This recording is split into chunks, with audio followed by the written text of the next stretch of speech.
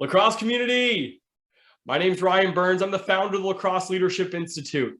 It's our mission to empower all those that love lacrosse, to recognize the skills you gain from the sport, to ultimately live your best life possible. Today, we're so fortunate to be joined by Isaiah Davis Allen. He's a national champion captain with Maryland's men lacrosse, currently playing in the PLL with the Redwoods. He also is playing in the NLL with the Wings. He's a part of the Black Lacrosse Alliance. And we're so grateful, Isaiah, for you to be a part of our community. For those that aren't quite aware of your story, can you share how you got into lacrosse in the first place? Yeah, of course. So for me, I was always, from Fairfax County, Virginia, baseball, hockey guy, really played a lot of football as well. Then, there was this new sport called lacrosse, obviously, that came into the area. Really started playing when I was 13, 14 years old.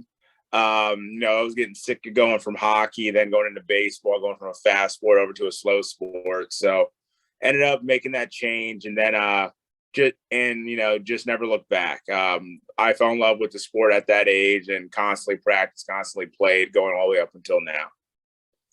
Incredible that you're able to find the sport that we all fall in love with, and you're someone who everyone looks up to. You're playing at the highest levels. You've gotten some of the most accolades that kids dream of. Do you have a Pinnacle lacrosse moment, or do you maybe have a couple that really stick out?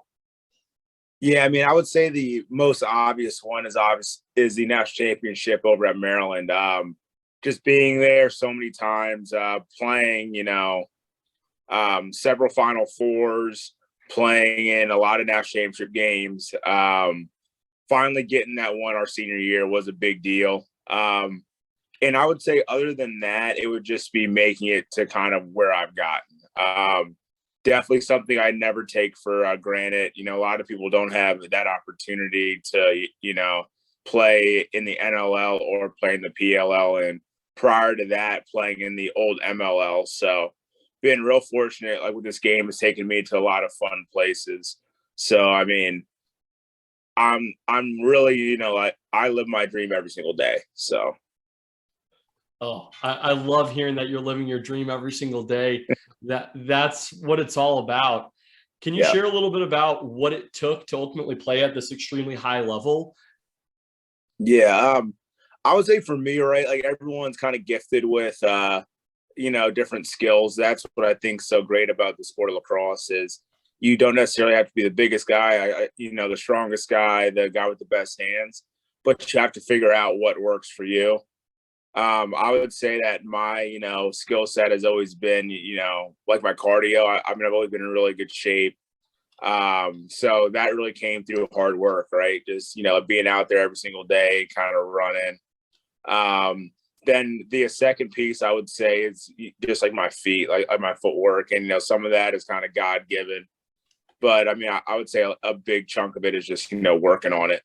And right, like I, play kind of a tough, hard-nosed brand of lacrosse, work hard, but like on the field. So I like to think that I outwork a lot of guys and I out-tough a lot of guys. Now, you mentioned a few things in there in terms of maybe some God-given talent, but a lot of it's hard work, discipline, things that go into that. Can you give an example so that the youth that are watching can understand what some of that sacrifice looks like or what hard work actually means to you? Yeah. So I would say for me, right, it's for young kids, it's always about like the wall ball, right? And I think that for me, not that the ship was a little bit late, but I just wasn't gifted with great hands. So, right, I got my stick to a point to where it was like serviceable and to where it was good. Really tried to play offense in college. It wasn't in the cards for me. But one thing that I knew I could always control is, like my cardio. So always ran, my uncle pushed me a lot. My uncle played lacrosse back in the 80s, back when there was no offensive midi, D midi. Everyone kind of played both sides of the ball. So that's how I came up. That's how I was raised. That's kind of, brand lacrosse that he taught me how to play. So given that, it was a lot of 2-mile runs, a lot of sprinting, a lot of hill running. And I remember when I was, 10, 11, even prior to me playing lacrosse, but him just getting me in shape for different sports was he'd wake me up at 4 a.m. We'd go outside.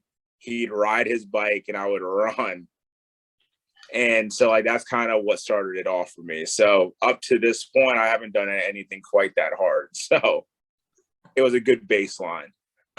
That's where you see like communal support or family support can help shed light on what it takes to play at that level or perform at a high level.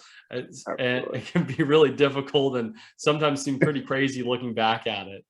Absolutely. Now, Isaiah, for you, you've gotten the opportunity to experience a lot of lacrosse, a lot of different sports, a lot of teams, cultures, coaches. With all of this said, what does leadership mean to you? Well, I mean, I would say, right, and I'll start kind of off the floor or field, right? Like I'm in that box mode, so I'm saying floor. But for me, right, I'm a project manager. So my 9 to 5, I'm a project manager for a general contractor. So, right, so leadership for me is off the floor and on the floor. So I would say, a big piece of leadership is, really not asking someone to do something that you haven't at least shown or would do yourself. So, I mean, like there's that old saying, lead from the front, not from the back, right? Like pull that ship, don't have other people pulling it for you. I think that's, a big part of it. I think a big part of leadership that a lot of people don't talk about is just listening. I think that it's really easy and everyone says, hey, if you're a leader, like you have to be able to speak and public speak. And yes, that's part of it. But I would say a bigger part is listening and trying to cater towards your audience and understand the vibe of the team or the vibe of the group and being able to make an educated choice based on that. I appreciate you bringing up the aspect of understanding your audience. Everyone's different and we all communicate different ways. Some people will get the reference, but we all have different love languages. Yeah. We interpret things different ways. Can you share an example of how, whether it's playing and as a captain or professionally, how you've had to adapt your communication style or leadership style to make it resonate with people? I have a great example for that. My senior year, and I was always a tough love guy. I shoot off the hip, right? But I grew up in a family that was, pretty hard nosed. Not a lot of words were held back, so sharp tongued. My senior year, I lived in a house with Pat Young, Dylan Maltz, James Bull, and me and Dylan couldn't be more opposite in our style of leadership. So he would tell me, hey, Isaiah, you're being too hard on this guy. Like whatever. And I would pretty much say, well, he needs to toughen up, blah, blah, blah, blah. And what I found is that, I could be hard on some guys, but I'd have to be softer on other ones because it's not about for me, it was a bit of a pride thing, right? It was a bit of an ego thing. Like, hey, man, like, this is how I do it. This is my way, whatever. And it was a little bit of having to swallow my pride. And I really think that's what it is, right? Like when you're a leader, usually you're the best or you're the person in power. So there's a little bit of an ego pride there, and being able to swallow that pride and, look at it for the betterment of the team is kind of the main goal. And that's definitely what happened my senior year in college. Interesting. And that makes me think about some of the kids that I'm coaching right now, top athletes out there, clearly dominant forces. And these are 13 and 14-year-olds. So middle school, not quite taking on those leadership roles. Have you changed, or what have you recognized? I mean, it sounds like you had Dylan, who you were able to go back and forth and you probably had some mutual respect, but how do you develop that leadership, or how do you develop that idea of a different culture or mindset? Honestly, Dylan had to drill it into me. I wasn't a big fan to start, but then, Dylan kept saying, hey, try it. Like, why not just give it a shot? And then I did, and I got a lot more from everyone. So I really credit him with pushing me over the edge, so to speak, of, changing my leadership style. So it sounds like just trusting it at the end of the day, maybe not seeing it work over and over again. You go, okay, let's give something else a shot. Yeah, absolutely. And now, how has that resonated to your life professionally or beyond college, or how's lacrosse impacting your life still? I would say for me, work right is like super important. So I mean, I'm always, on the job sites dealing with a lot of different types of people, whether it's a CEO of a company or it's the carpenter, laborer, actually like working with tools. So I think for me, that was translating from the sport of lacrosse, like over to work, it goes hand in hand, right? Having to deal with different types of people, having to deal with different demographics of people has really played a big factor. Can you talk a little bit about the different demographics of people? I know you're part of the Black Lacrosse Alliance. Can you share a little bit more about that and just having to deal with different people of different cultures? Yeah, I mean, I would say that's something that in the sport of lacrosse you don't get to do too often. I really think for me, indoor is an opportunity where you have a lot of Native Americans, a lot of Canadians, a lot of people of various backgrounds. So working as a team there, I think, comes a little bit more natural for them. Now, playing here in the States, the sport of lacrosse has gotten a lot of flack for not being very diverse. So, I mean, I would really push, really push coaches, really push players into kind of seeking that out. That hasn't necessarily been a thing in my time, and it's really started over the last 2 years. But I mean, that's really my message to everyone else, is to keep pushing for change and really keep pushing for diversity, because you see how that's benefited a lot of people in the workplace. Absolutely. It sounds like those of us that are coaching right now in youth levels, no matter what market we're in, whether it's a hotbed or an emerging market, we just have to stand for diversity and letting everyone have an opportunity to play lacrosse.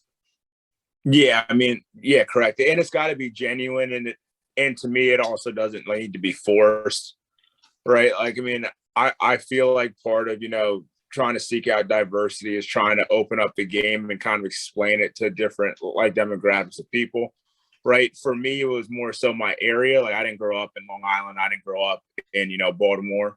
So for my whole area, it was new. So everyone was kind of starting on the same level. So I didn't have a lot of these experiences that you hear about from other people about feeling excluded from the sport, because it was deep ingrained into that culture there. Mm-hmm. So I can't really speak to that, but I hear horror stories about it all the time. It sounds like your community was already accepting of everyone, and it wasn't like the horror stories that we hear where people are just ostracized for being different. Yeah, it's like Northern Virginia, like a lot of military, middle class families. So almost every high school is mixed. When I did more traveling, specifically in pro, I noticed that wasn't the case. So yeah, I think we see it in different communities. It's just totally different in terms of what that geographic area is willing to accept. But I think that the skills that are gained from lacrosse and sports as a whole just make such a huge impact in a young person's lives.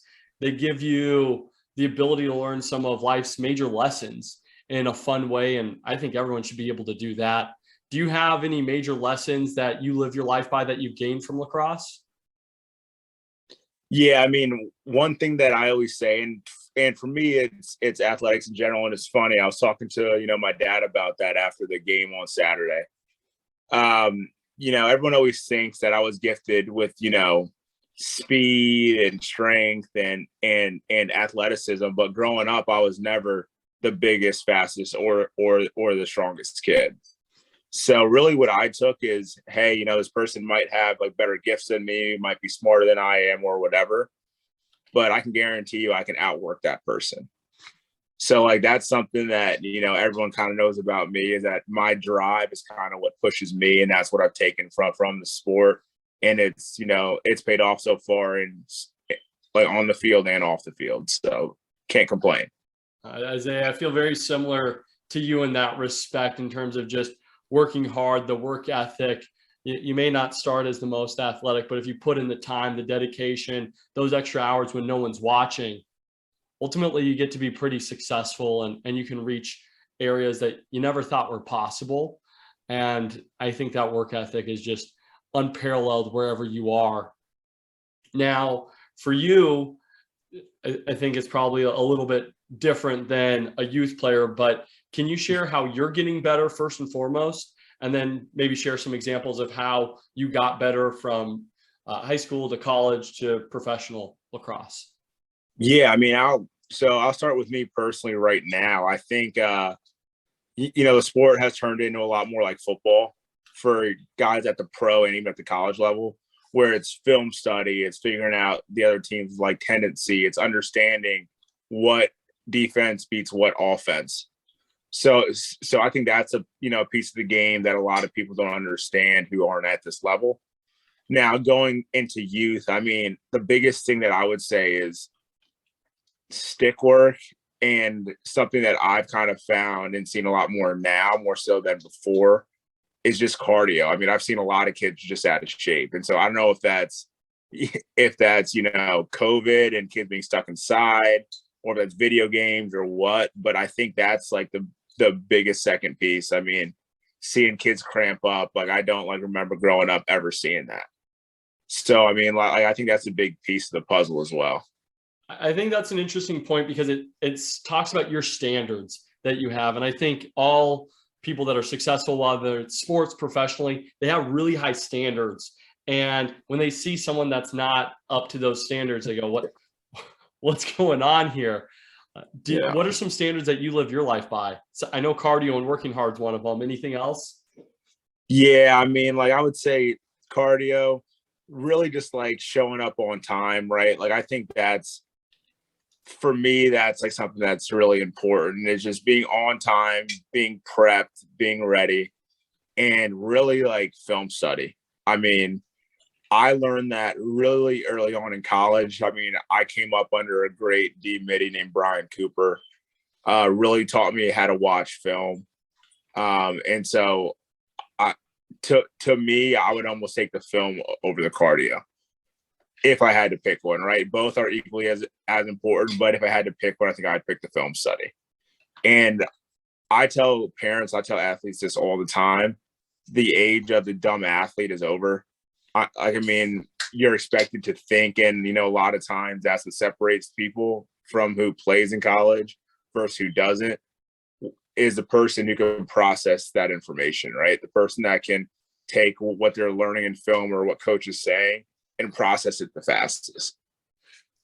It's the same thing in the workplace as well. A company's going to hire someone who can understand quickly what's going on and then make a choice. They're not asking for permission. They know what's expected of them. They know what the outcome that they want to do, and ultimately they perform. I do want to get in the minutia though, if we can, about just breaking down film study a little bit more. A lot of our players in Arizona, especially at the real young youth levels, they're not watching any film, but maybe they're watching a college game here or there, or some other things. Can you share what film study looks like for you? Yeah, I mean, like the first thing that I kind of do, and I'll speak to kids that age, right? First, the first thing that I would explain them to do is kids have the tendency to follow the ball. So anywhere the ball is going, is, oh yeah, I'm gonna try that question mark, or I'm gonna try that split dodge, or I'm gonna try that check. I always encourage kids to look off ball, right? Because coaches yell the classic things at kids: hey, stick protection, hey, shoot overhand, all that stuff. But where you can really separate yourself is not making mistakes off ball, right?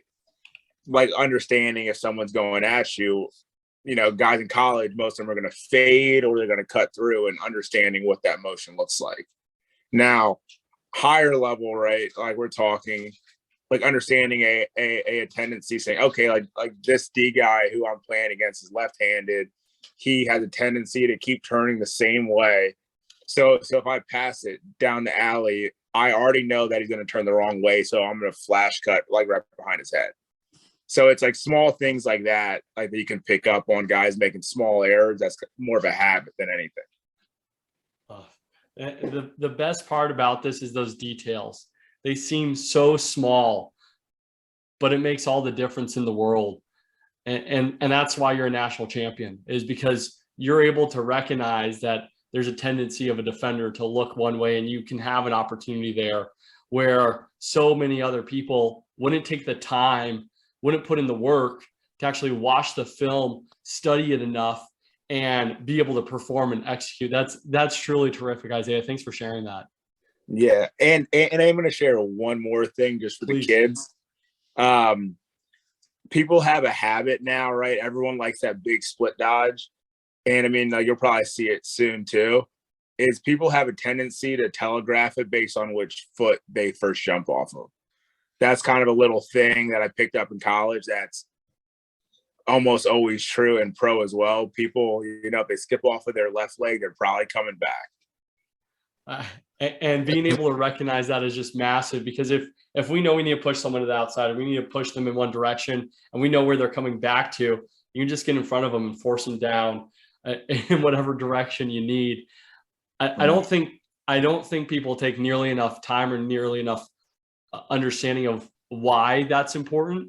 But I think this is a prime example. If you want to be the absolute best and be recognized by your peers as one of the best, it's the details. I did pick up reading a little bit about you. You received the class award. Is that from Maryland, or can you share a little bit about that? Because I thought it was pretty cool.